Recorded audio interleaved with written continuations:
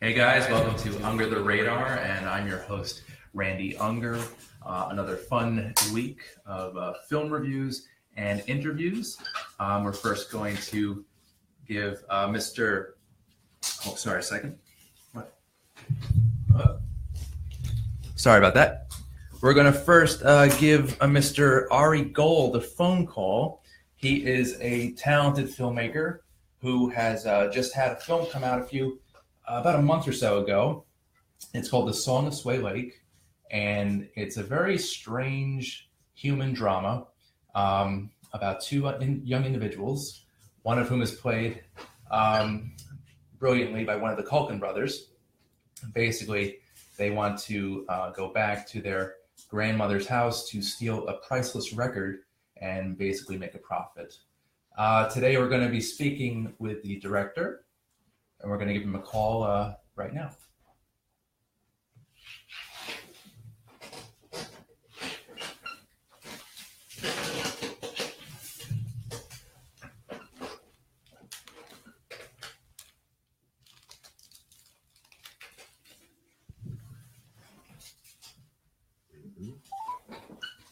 Welcome to Verizon Wireless. Your call cannot be...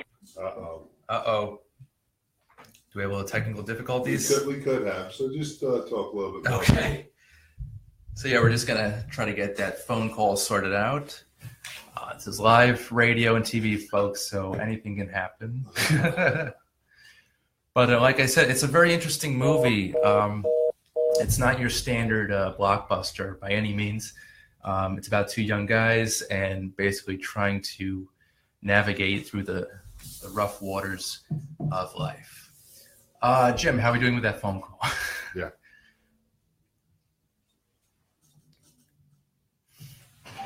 It's busy, bro. It's busy?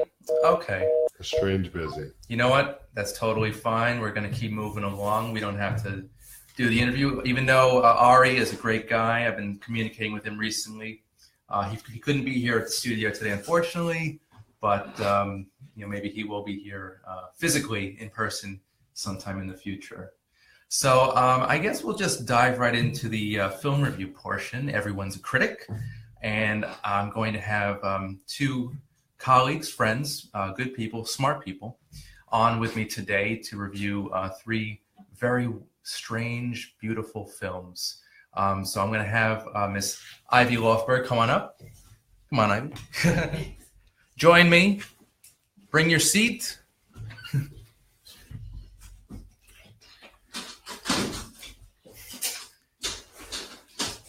I'll help. Oh, thanks. Okay.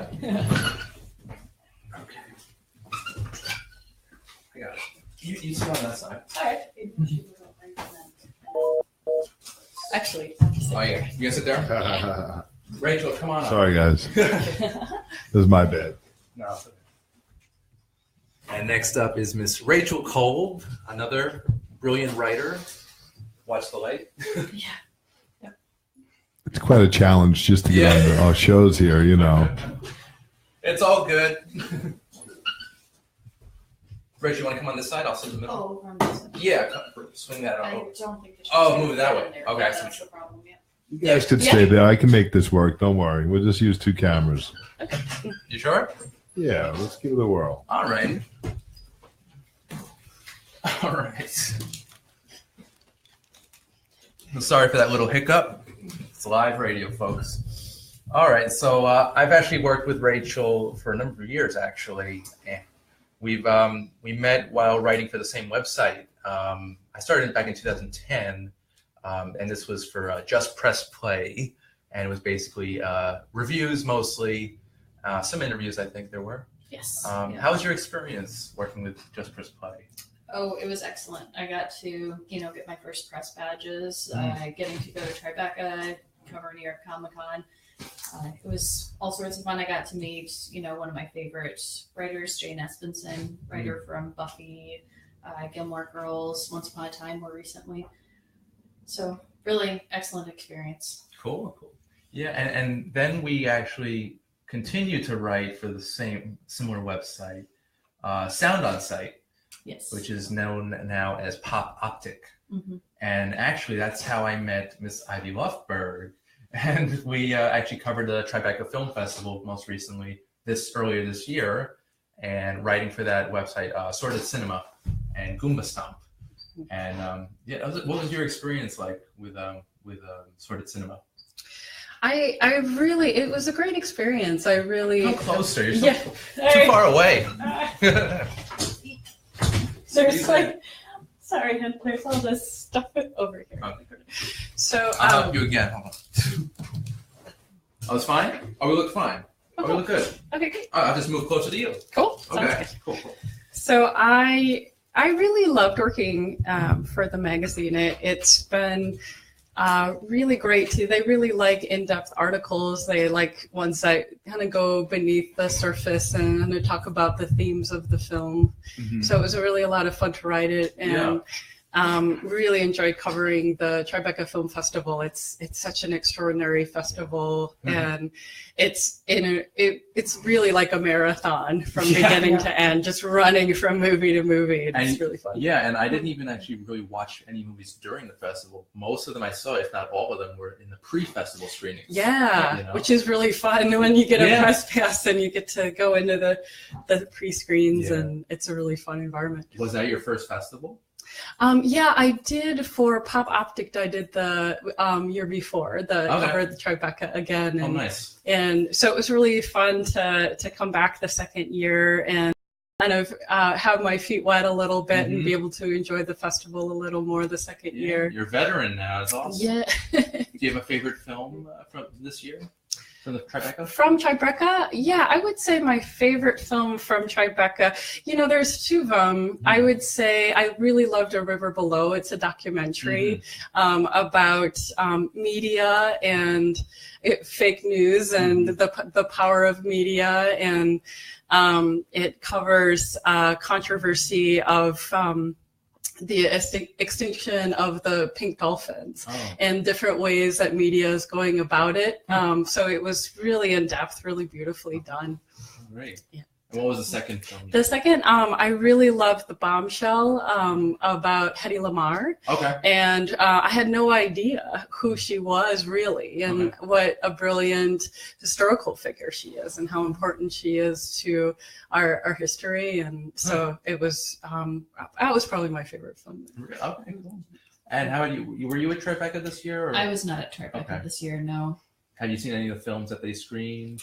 I actually didn't really look at the lineup for this past year. Some of the previous ones, of course, that I saw in the past, I loved. There was this great documentary a couple of years back, Bending Steel, that was excellent. And also the one I love is probably one of my all-time favorites that I saw there at the Tribeca Film Festival with Mark Duplass and Elizabeth Moss. Oh. Yep, and Ted Danson in a very small role. Oh, good. That's awesome. So have you attended any screenings or events lately, Rachel? Well, actually, this weekend, this isn't a screening, but I did go see a new play at the Access Theater called Glass Heart, and it's a take on Beauty and the Beast. It's a modern-day interpretation of Beauty and the Beast. It is beautiful. It is so well acted, very funny, and the tickets are very cheap for it. If you go with some of your friends, you can get tickets for $5 or 10 for $10. Okay. Now, was it anything like the Linda Hamilton TV show? No, not really. No, this is more something along the lines of, say, Once Upon a Time. It takes a lot of things from the movie. Some of the characterization of the Beast is definitely taken from the Disney movie, but it gives a very different spin on it with a new character that I know everyone's just going to absolutely love if they go to see the show. Did you see the new Disney live action? I did. I feel like I'm a defender of it. I feel Really? like some people were a bit mean about it, but It I was the really same liked it. movie, almost shot for shot. If you watch it, the thing is, I watched the original, the Disney animated movie. It is quite different. There are some definite changes between the two movies. There are some scenes that I will admit are very close that they wanted to pay homage and, you know, and also, of course, give the fans what they want, you know. There are certain moments that they wanted to play out exactly as it was in the original movie, but I think that they made enough changes, and I thought some of the performances were really lovely. Emma Thompson as Mrs. Potts was fantastic, and I really enjoyed Dan Stevens as the Beast. He was great. He was probably the highlight. And LeFou, played by Josh Gad, yeah. Great. No, Luke Evans, actually. Luke Evans was MVP of the movie. Yeah. Just fantastic. Did you see the new Beauty and the Beast? I did. Yeah. I'm totally with you. Yeah. I loved it. I loved it. Completely delightful. No, and it brings a new generation of fans, you know, into, you know, to appreciate the film. Which that's what I really liked. Yeah. That's why I'm such a huge Ghostbusters fan. I didn't love the new one, but I respect that they're trying to bring it to a new generation. Yeah. That's the main thing. So, have you seen anything lately that pops out? Any film? Gosh, you recommend? I would say recently. Yeah. Other than the ones we're going to be reviewing today. Let's see. I recently saw. It was so funny. We were talking on the way here. I've seen more TV recently, also, and TV's becoming like the new movie theater. Yeah, it's true. It's like long form movies, I guess. Yeah, and I'm kind of blanking on any like super recent. We have an hour. So it'll come to you. Have either of you seen Battle of the Sexes yet? No. Yes. With Steve Carell. And Emma Stone, of course. Excellent movie. Oh my God. Really, really very well done. Billie Jean King, a famous tennis match in 1973. Basically a male chauvinist and a women's liberator, female lib. Basically they clash, not just on court, but out of the court too, with their own personal, you know, issues. But you've got Emma Stone, fresh off the win off of La La Land, and you've got Steve Carell kind of mirroring his Michael Scott office persona. Yeah, in a quite way. A bit. Yeah. Yeah. I feel the movie definitely makes him a bit more sympathetic than the real life. His real life counterpart. Interesting. Definitely. I don't really know much about the original story. Yeah, and I mean, even if he was playing it up to a certain extent, he still was getting people to the point that they were wearing male chauvinist pig shirts and being proud of this as a label. So it's like, regardless of your intent, it still caused a lot of problems. Right. So very interesting story, and I thought it was beautifully acted. One of my favorite Carell performances, and a much better performance from Stone than what she won for. You think so? Yeah, I mean, I liked La La Land. I thought it was really good, but I don't think she should have won an Oscar. Who would you have picked out of the lineup from that year? Remind me, who do we have? Well, I think we might have to go to IMDb on this one. Okay. Hey, Jim, I don't think I have the Wi-Fi password. Do you have that? Or no? Or maybe you could send me a message. Never mind. Yeah. Hold on, let me find it. All right. Yeah, I'm trying to think who else was up that year. It wasn't that big of a year for, unfortunately, for female. Yeah, and I think, I mean, she's just a very charismatic performer. I think that's a lot of what La La Land was, like her win for La La Land. She's good. No, she's great in it, but I don't know. I just didn't... She showed a lot of things that I don't think people knew that she could do. Mm-hmm. You know, and I have my feelings about La La Land. I don't think it wasn't my favorite movie of last year. I enjoyed it, but even though I'm a very big musical person, I'm a very big Broadway person, it's not my favorite movie of last year. Yeah. So, and I actually would have changed around. I have some feelings about the casting of it, but it actually doesn't have to do with Stone. So, not a Gosling fan. No, I love Ryan Gosling. I just wouldn't have picked him for that movie. No. And he does a great job. Don't get me wrong, but there's someone else that I have in mind that I think would have been better in that part. Bradley Cooper. Nope.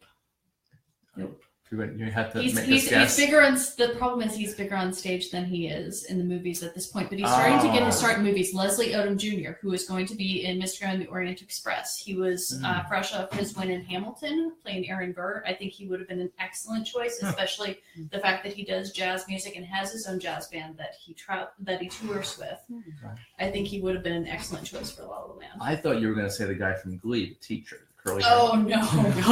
No, I like him, but no, I would not have picked him for that part. No. Ivy, what do you think of La La Land? I also I liked it. I didn't love it. Okay. I was in the camp of we're over the moon about it. I didn't get it. Yeah. I wasn't quite there. I felt a little like it was a little too ironic for my taste. I really love the classic musicals, and I just felt like it was trying to deconstruct the form of musicals a little too much, to the point of kind of making fun of them. I felt a little bit. And I really felt like a lot of the things that they dealt with weren't really realistic. Like the storyline didn't feel like it reflected real life, but it wasn't enough fantasy to sweep me away either. Interesting. Like I kept feeling like the whole thing about her going to Paris, it's like, we have Skype now. Like, does it have to be so dramatic? The dramatical arcs just didn't speak. So you didn't like a mix of fantasy and drama? Yeah, it felt like the things that they were dealing with didn't feel like actual problems. And so I felt like it would have been more exciting if they would have just honed in a little bit more to the actual musical genre, rather than trying to put in dramatic things that didn't really feel that realistic or speak to me personally. Okay. I will say the one thing that really did impress me about La La Land was a lot of the film craft on display, especially the cinematography in that movie. On the second watch, I appreciated it even more. Some of the staging, especially the opening number on the highway and the big party scene involving the shot of him falling into the pool and everything. I thought there's just some really incredible work done. You know what? I'm sorry. I think Ari Gold might be calling my phone. Take it. And it's a missed call. 1 second, guys. We could just talk amongst ourselves. Yes. Amongst ourselves. Is there a way to patch my phone into the sound? If you're a magician. Okay. You know what? It's a I would just say take the call right there, bro. You'll hear it perfectly if you put it right in front of your microphone on speaker. It would be clear as day. Hold on, guys. It's okay. People like it. It's real. No. Should I play the music? No. Got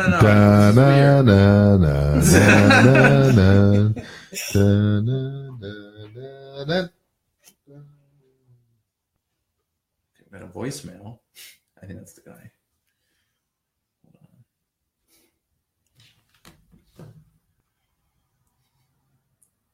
Let's see.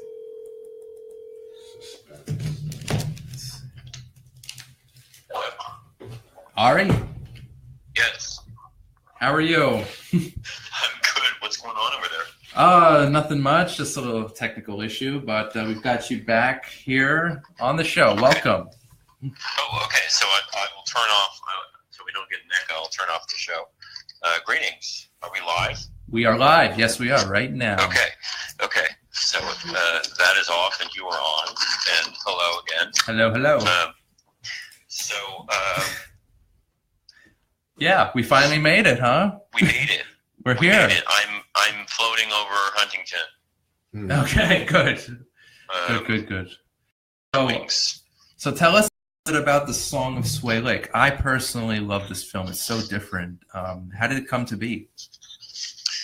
Well, the Song of Sway Lake is a movie that came partially out of some people that I knew and thought were interesting. One was my real grandmother, who was nothing like the kind of level of wealth of the matriarch of Sway Lake in the movie, but she had a bit of that in her.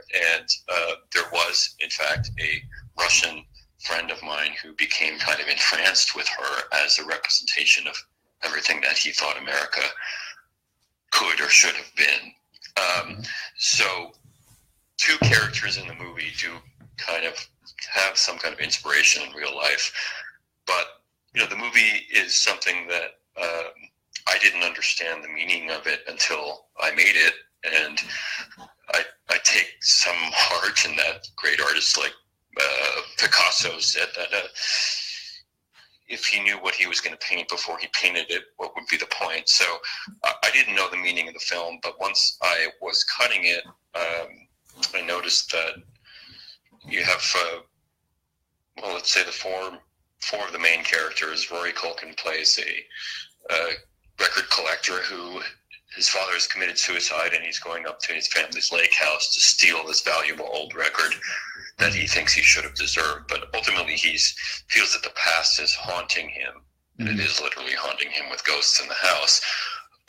And then Robert Sheehan plays a Russian who is trying to get into someone else's past that he is entranced by. And Mary Beth Peil as Charlie Sway is living in a memory of her own past.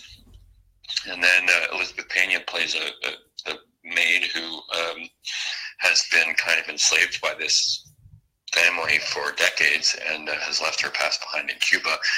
And while I was cutting, I said, wait a minute, this is all about people who have an unhealthy relationship with the past and need to unfreeze their hearts and come into the present, come into the dance of the present. So all of the imagery of the film, the water, the unfreezing of water, we start with the lakes covered in ice, and we end with, swimming underwater. This is about unfreezing, and I didn't know this when I was making it. I think it was subconscious, and that I have my own challenges in life. I think a lot of people do, but I get stuck in past events. I get stuck in regrets, longings. It would be different if I could just go back in time and XYZ, and you can't go back in time and XYZ. And the film is about people who are, when they start out, believing that they can go back in time, and in the end they are embracing the sway of life, which is where the title comes from. Now, would you say that part of your history is in these characters? I think I have a piece of myself in all of them. I'm not a record collector. I studied it a lot in order to make the film authentic, and I am a lover of music, and I have a huge collection of music on my computer, but I'm not a collector of 78-speed vinyl. But there's an element of that collector quality in me, I suppose, in terms of the way I love music, or maybe it's for me collecting experiences in life that's important. But yeah, the deepest connection has to do with this relationship with the past and, my own. The opening image of the movie, you see this watch sinking into the lake. And that image came out long after I had shot the movie. It was the last stage of editing. The film was basically done.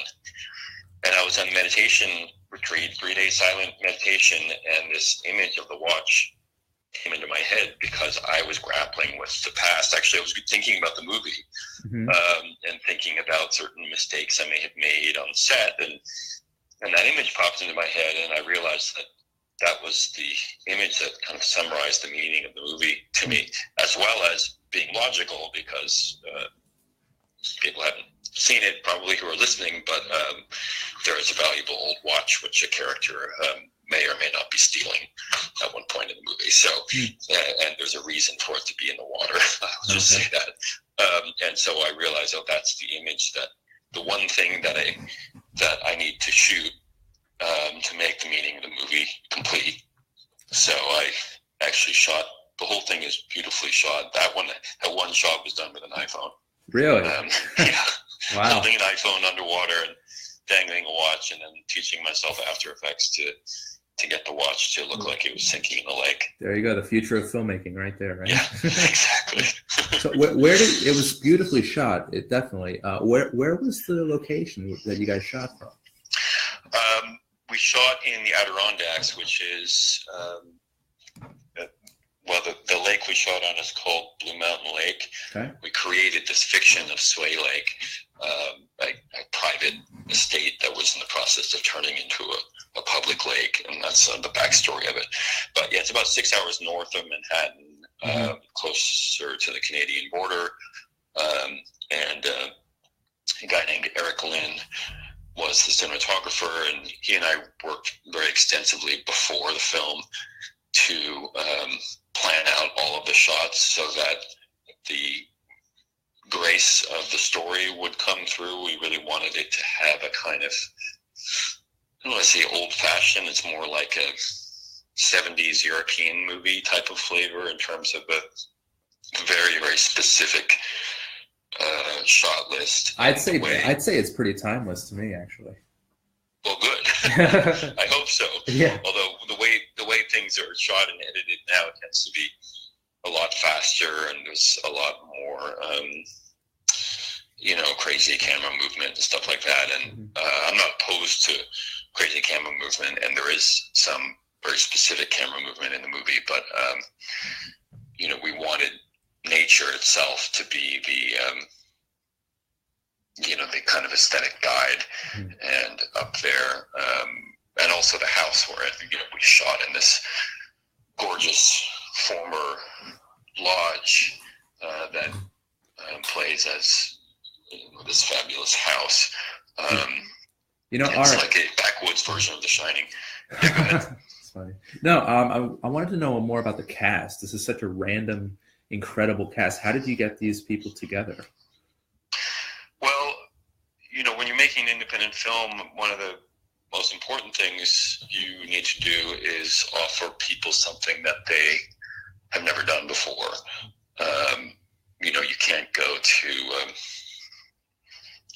The Rock and ask him to do an action movie, but it's an independent film where you're not going to pay him. You know what I mean? Yeah. So, Robert Sheehan, who plays this bombastic Russian, possibly con man, he's an Irish actor. He has never played a Russian before. It was a big gamble to cast him as a Russian, but the guy who the character was sort of inspired by, who's a Russian director and friend of mine, he and I both agreed that Robert Sheehan was the only person we were considering who really had the flair of the Russian immigrant about him, even though and maybe it's because he's Irish, who knows. But I believe that he was Russian, by the way. Totally immersed in the role. Yeah, he did a great job. He goes close to the edge of over the top all the time, and that's exactly what my real friend does. He's my real friend is Russian, and sometimes people are like, is he pulling my leg? Because he's so bombastic, and Robbie really captured that bombasticness. And then you have a complete the yin and yang of the friendship is with Rory Culkin's character, who is recovering from his father's suicide, and he is very insular, and he shows so much without doing a lot. Just on his face, you can see. In the case of this character, you can see generations of pain that have built up, and he's in the process of. At the beginning of the movie, I see him as a character who's at risk of following his father into suicide, and by the end of the movie, he has found redemption in a surprising ways to do with the revelation of music and confronting his family demons, and confronting the ghost of his father in a kind of Shakespearean way a little bit. And then Mary Beth Peil is staggeringly powerful as the matriarch of the lake, Charlie Sway, and she was nominated for a Tony this year. She's still playing 8, I think, sellout shows a week at the Broadhurst Theater in Manhattan, in Anastasia. Yeah, Anastasia. Yeah. And she, not only was she total pro in her execution of this role, where she had to be the kind of woman who, she's in her 70s and she can look at somebody and just with a look, she can destroy them or seduce them. And she has that. But also she happens to be just a total trooper. We didn't have any money. We're shooting way out in the middle of nowhere in this house where the electricity is going out sometimes. And there are scenes where that happens. But it also happened when we didn't mean it to, and no one could ever complain about being too cold or being hungry or whatever when Mary Beth was on set, because she would just give them a look like, I'm in my 70s. It's 4:45 in the morning and we're still shooting, and and I'm happy, so why aren't you happy? I mean, she could do that with one look. She never said that. Wow. But one look with a little bit of a twinkle and a wink, and whoever was, about to say, I'm tired, would suddenly kind of wake up and bring their A game back. So she was a real ally on set. Now, Ari, I'm curious, what do you hope audiences take away from this film? Well, the story of the movie for me really is about integrating your past and your present in order to actually be in sway with life, to be in flow with life. And the reason I made the movie was not clear to me, but it is now. And so people who see the movie are entranced by the music. There's a beautiful score, and the song Sway Lake itself was written by my brother to sound like it comes from 1940. All of these elements that are meant to feel like both the seductive quality of the past. I think by going into that seduction and experiencing the sensuality of that, the beauty of the nature, the beauty of the music, the beauty of sex and love that's revealed with the characters, can help remind people that at a certain point, the ghosts of the past, the old fights, the old wars, the old deaths, the standards that we want to live up to for, the previous generations, all of that has to be let go for the sake of actually just being where you are. So if someone watching the movie is moved and gets put under a spell of the past for, the hour and a half of the movie, my hope is at the end they kind of wake up out of it and say, okay, actually that spell is just a spell, and we have to be here. We can't just be in the spell of what we want the world to be. Okay. Wow. Now, one last question. People listening right now are probably curious. Your name is Ari Gold. My name is Ari Gold, yes, apparently. There was a slightly popular HBO show in the last few years called Entourage. Yeah, I've heard of it. Yeah, I'm sure you have.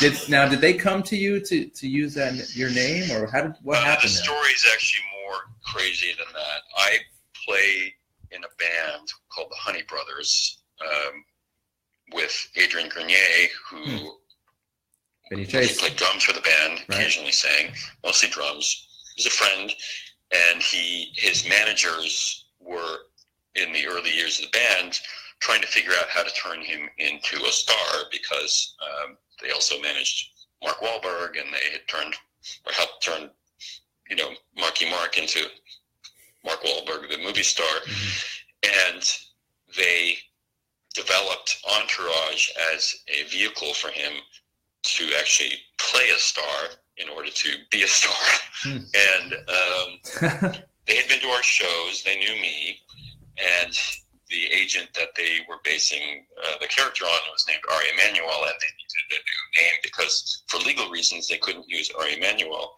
And somebody, I don't know who, I still don't know who, thought, well, Ari Gold is a good name.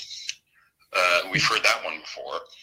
And I didn't know about it until I went to the premiere, and I was sitting with Adrian, and I looked at him and was like, what was that? Did I hear that name right? And he was like, oh, isn't that funny? And I was like, I don't know if that's funny. Maybe it's funny. But then that character became such a sensation that what had been kind of funny became like increasingly annoying, and increasingly lawyers saying to me, what they did is completely illegal, and you should sue them for millions and millions of dollars, which I didn't want to do. My friend is on the show. I'm thinking, should I do this? Should I come after them? And ultimately, I kind of waited around, thinking I'm just going to try to be the better man on this and try to. But it was frustrating because I'm a filmmaker. I won the student Oscar, had 4 films at Sundance, and suddenly, from being Ari Gold, the filmmaker, it was, wait a minute, are you that agent? And then me having to say, no, it's fiction. Nothing to do with me. I play ukulele. I mean, but I did ultimately make when the movie came out, sort of way deep into the history of Entourage, I made my own little Entourage movie, which was my, I saw that. Back. Yeah, it was cool. So I put that at arigold.net. Okay. For anyone who wants to see my creative response to the messaging of Entourage. Nice. Well, Ari, thank you so much for your time today. Thank you, and I appreciate your incredibly thoughtful review of the film as well. Oh, yeah. It's quite beautifully written. Thank you. So, and it was a beautifully shot film, so it worked out. Thank you. Yeah. I would ask people if they're interested. You can follow me on all social media at Ari Gold is me. I fought to get at Ari Gold actually to go to the Twitter offices, and I went to the Instagram offices in both cases, and I said, "You've got to give me this name. This is my real name." So, or Ari Gold Films, you can go to for. Watch the trailer of the new movie, as well as you can actually see all my old movies, which are never old. Okay, and they're always gold. They're never old either. They're always gold. Yes, exactly. Ari, if you're ever in the New York, Huntington, New York area, we'd love to have you here, in person, physically. I would love to be there. The film is playing in 2 hours at a film festival that I'm at right now, so I've got to go do the intro. Where are you right now? Otherwise, I would be there. Where are you right now? I'm actually in Seneca Lake, New York, and then in a few hours I'm flying to Mallorca, Spain, where the film is the opening night film at the festival there, which is very exciting. We're going to be at the Opera House, and Sway Lake is spreading through the world slowly but surely. Sweet. It's a great film, and it deserves all the acclaim it gets. Thank you so much. I really appreciate it. All right, Ari. Well, I'll talk to you soon, okay? Thanks so much for your time. Have a good one. You too. Bye. Okay. Technical difficulties aside, I think that was pretty good. And hello again. Hi. Thanks for being such troopers right now, so patient. So, okay, this is our film review segment. Everyone's a critic. And, we're going to be talking about 3 very interesting films. 2 are kind of similar. The third is totally out there. I think we'll start with 6 Below, Miracle on a Mountain. And it's basically a survival drama which stars Josh Hartnett as a snowboarder who gets stranded in the mountainous wilderness. And basically it's about how he overcomes the struggles of life and the elements. Rachel, what did you think of this one? I had a question about this that I didn't look up before we started this, but I was curious about whether this had been funded or written or produced perhaps by a faith-based organization. I was a little bit curious about this because it felt something in that vein. I will say if it was, it's definitely one of the better ones of that variety. I think typically when they stick to stories that are like based on true stories like this, it tends to work out in their favor. I don't know if it was produced by a faith-based organization, but yeah, I did get that vibe. But they didn't like ram it down your throat or anything. Yeah, like there were a couple of references to scripture at certain points throughout it, and at the end, the music definitely sounded contemporary Christian, like that definitely like set off in my ear. I'm like, this definitely sounds like something from a contemporary Christian radio station. I like your detective skills right now. It's cool. Trying to get to the bottom of this. Ivy, what did you think? I'm glad that I saw it. I thought it was a great story, and it definitely a story that worked for cinema. It was a very cinematic story. Yeah. And the quality of it felt more made for TV. Yes. There were a couple of shots where it was like one shot he like was wearing pants, and then the next shot he wasn't wearing pants, and then there were a couple like that. So I felt a bit like, well, if they're not going to bother to like craft their film a little more carefully, it was hard to care about it. Right. I thought that Josh Hartnett was amazing. I wish the material was better because his commitment to the performance was I felt like was really outstanding. Yeah. The one also thing that really irked me was that he was only 10 years older than his mom in the movie. 10 years younger, sorry. Yeah, no, she's 50. Yeah. Hartnett is 39. So like, as soon as I saw them like speaking and like, wait, they're not mother son.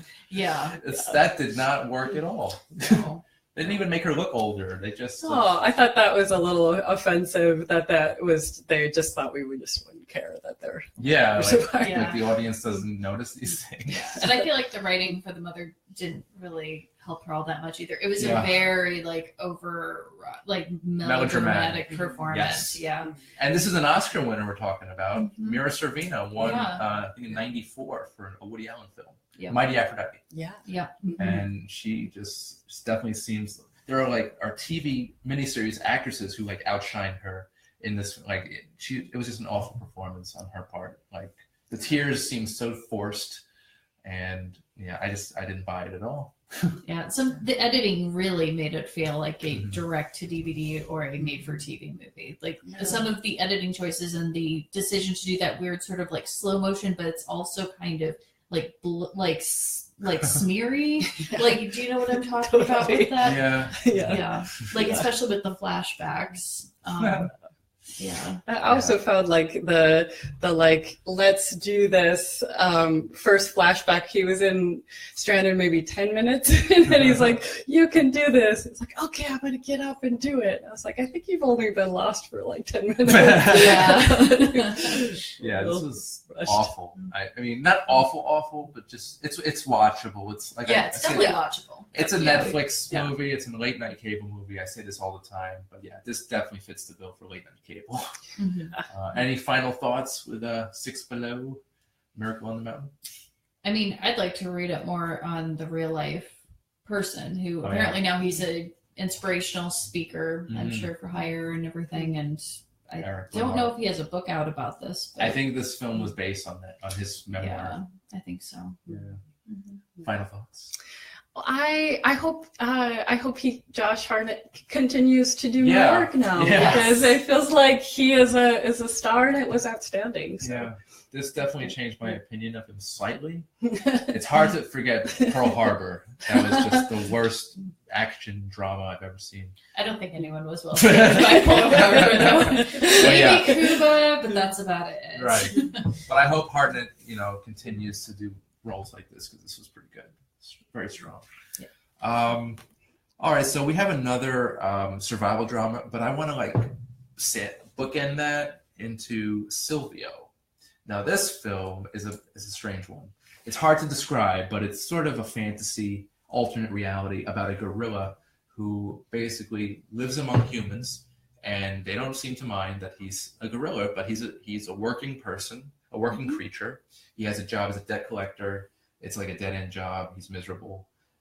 He's got, friends, people in his life, and he's a gorilla. Silvio is a gorilla, and this is his story. He's a kind-hearted gorilla. He is. And actually in the film, he he meets up with a talk show host who has him on as kind of like a variety act, breaking stuff, and that's how he gets his big break in life. Silvio. Rachel, I know you like this movie. I really liked this movie. I dare say I love this movie. This was probably one of my favorites of this year, and very surprising for me.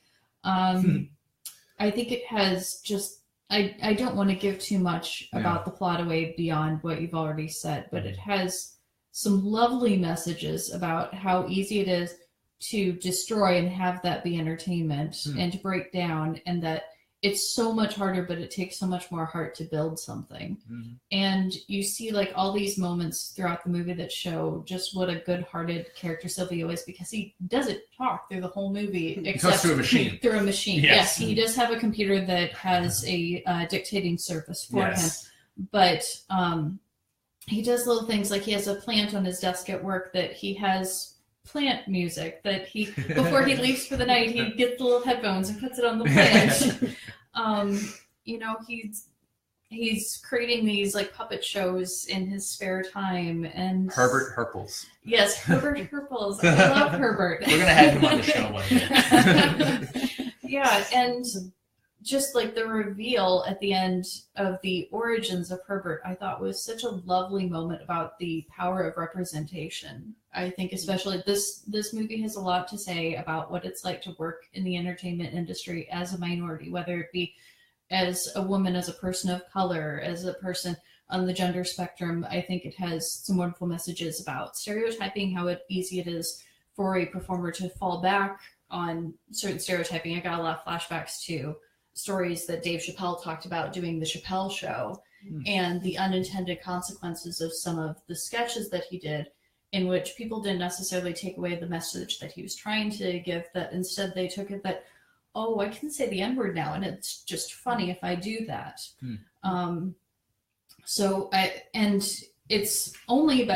The movie's only what, 82 minutes? Yeah, 80 minutes, 82. Yeah, it's a breezy little movie. It's exactly the length it should be, and it doesn't look like it was made for very much money, but it has a very distinctive look and feel from the beginning of it. That reminded me a lot of Napoleon Dynamite. Okay, I got that. I also got some Wes Anderson flavor. Yeah. That's cool. Ivy, what did you think of Silvio? I also really loved this film.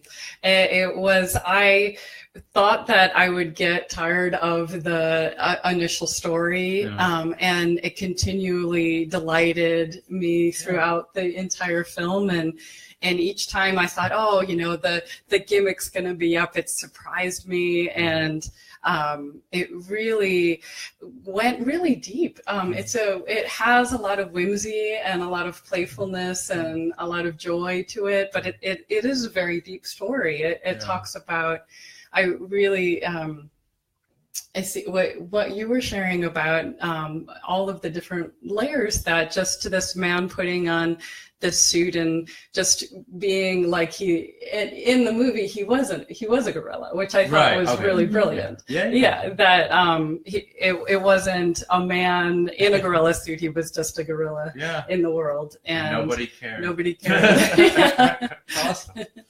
Yeah, I really liked it, and it wasn't that profane, right? There wasn't too much. No. Yeah. So this is a film that I think even kids can watch and appreciate. I think maybe some of the themes and the pacing of it might be a bit difficult for younger viewers, but I would it kind of feels like a children's book. You know what I mean? Yeah, it kind of does at some points. Yeah. I liked it a lot too. I thought it was really well acted, even though he didn't speak.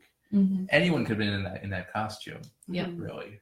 But it was really interesting. I was surprised. It was I was on the fence. I got the email regarding this movie. Should I review this? I don't know if I should review it. It seems a little out there for me. And all the pictures I saw were just of this guy in a gorilla suit. And I'm like, what is this? Right. So it could go either really awesome, like you both seem to have found it, or it could be really awful. I would actually compare it not only just in the terms of an animal living amongst humans and having regular dead, having a dead end job and everything, but also tonally it's very similar to something like BoJack Horseman, where there's a lot of different layers to it. Yeah, Good cartoon. I gave up after a few episodes, to be honest.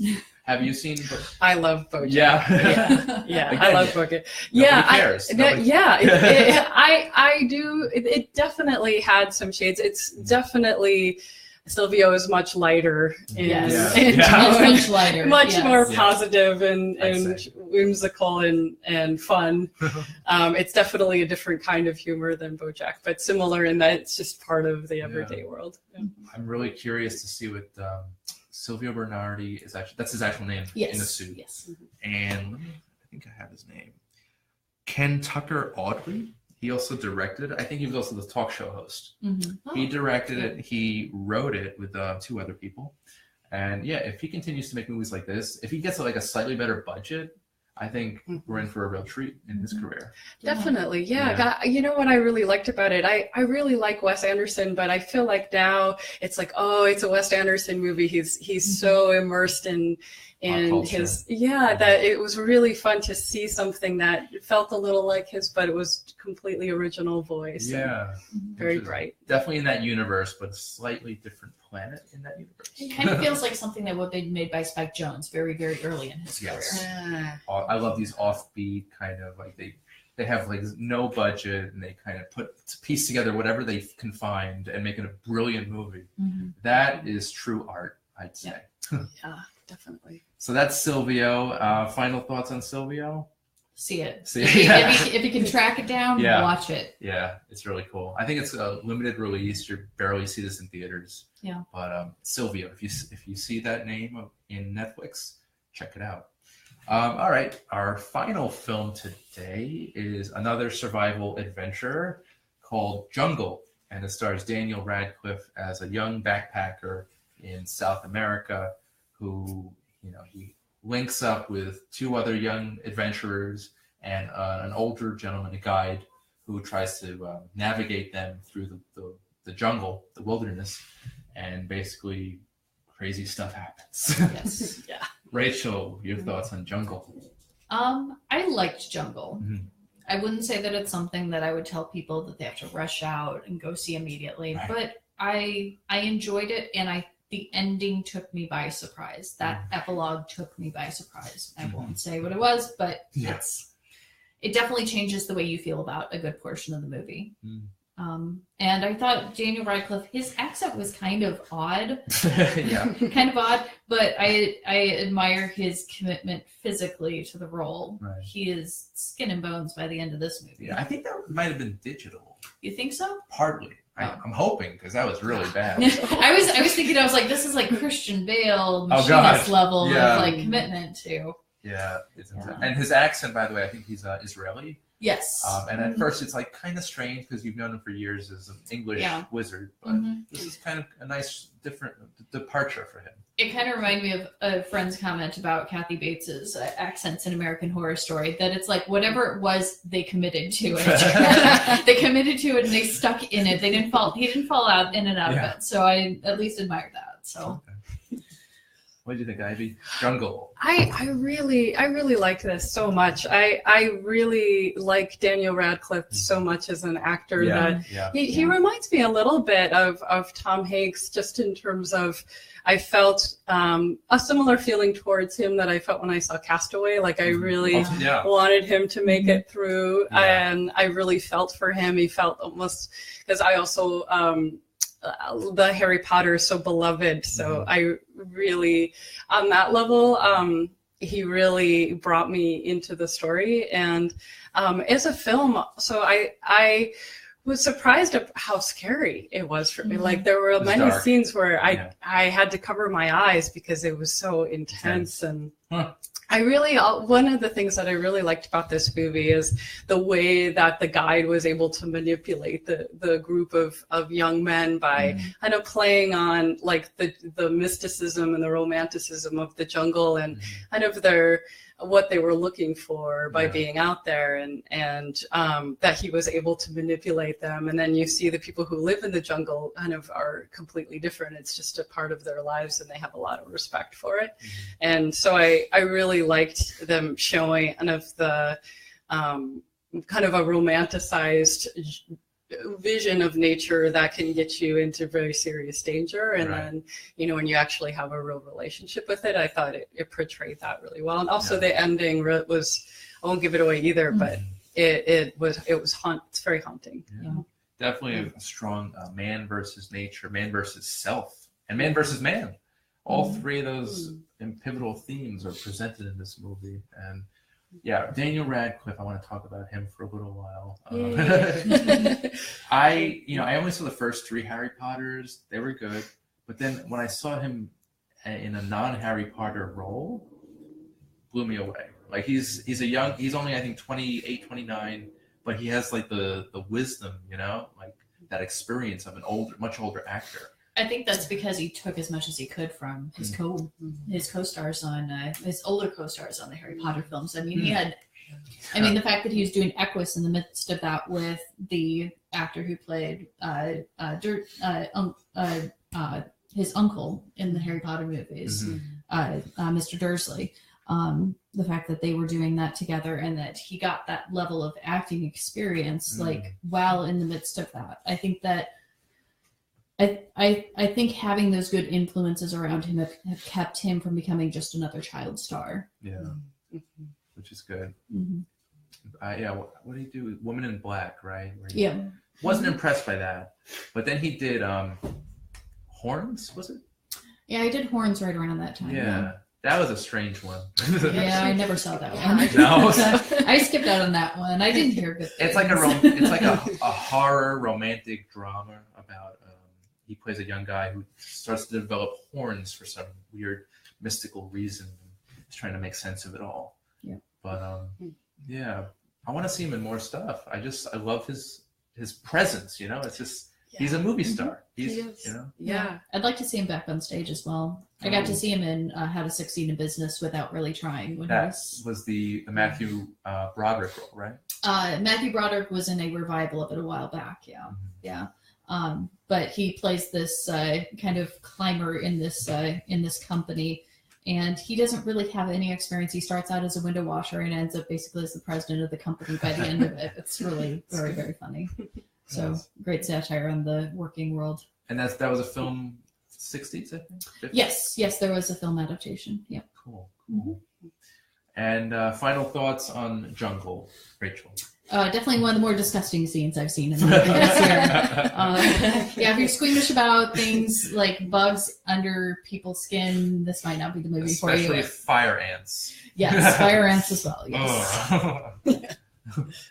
Ivy, what final thoughts? I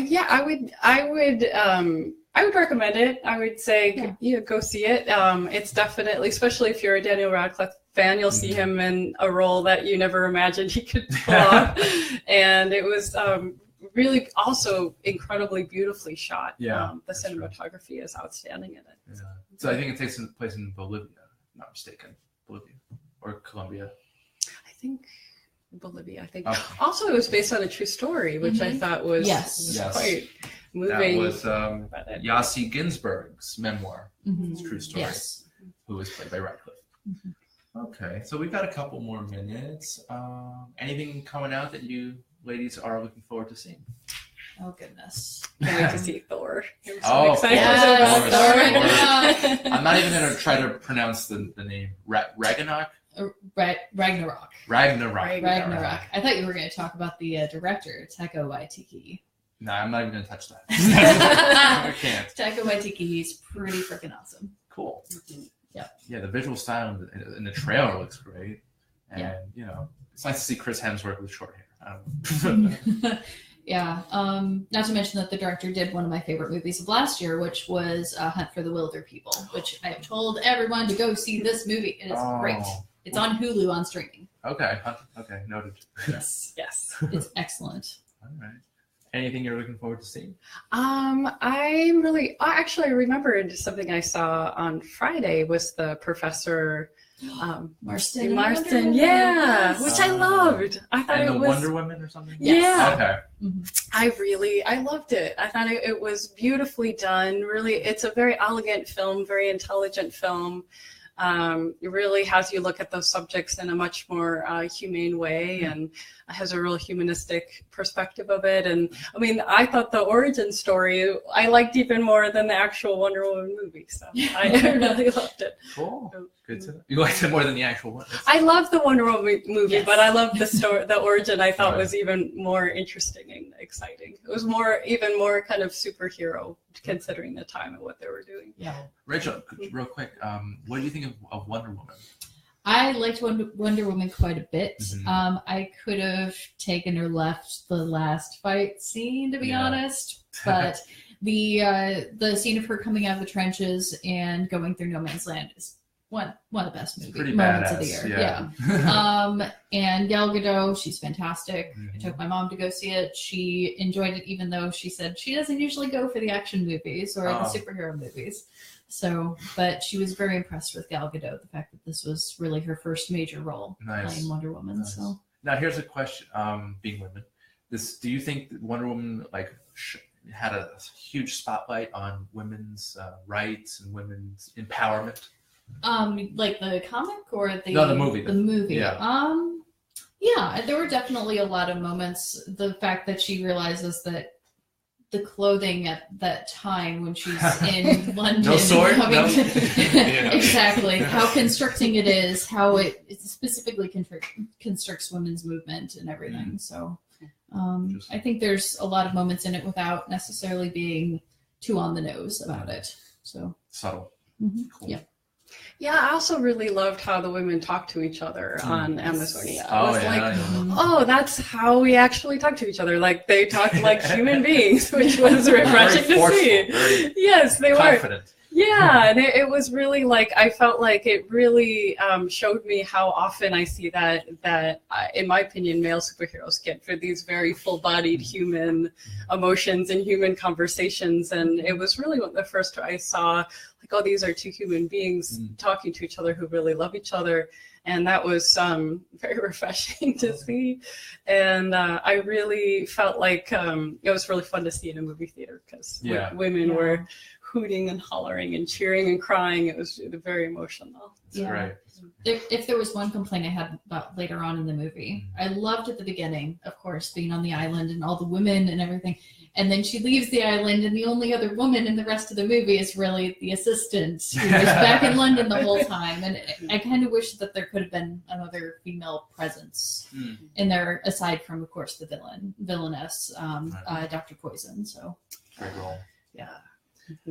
All right, so we're about out of time, unfortunately. But are there anything you want to plug? Any websites or? Well, you can find me on Twitter at Rachel E. Kolb. That's Kolb with a Kolb. You can also, let's see, where else can you find me? You can find me on Instagram, but my Instagram is all pictures of my dog. It's at Dobby the house doggo. And that, and of course, Ludus NYC, that is my theater website, ludusnyc.com, and you can find that at Ludus NYC on Twitter as well. Nice. Ivy? Awesome. You can find me on Twitter at CinemaGal1, and Gal is Gal, and my Instagram is my name Ivy Lofberg. Okay. Thank you. Well, Rachel, thank you so much. Ivy, thank you so much. Thank you so much. Yeah, this Thank has been you very amazing. And yeah, we hope to see you again soon. I Thank hope. you. Yeah. Yeah. Thank you so All much. right. So that's our show, guys, for this week. But next week, the 29th, we're going to have a special Halloween-themed episode. So please stay tuned for that. I've been your host, Randy Unger, and this is Unger the Radar. Thanks so much.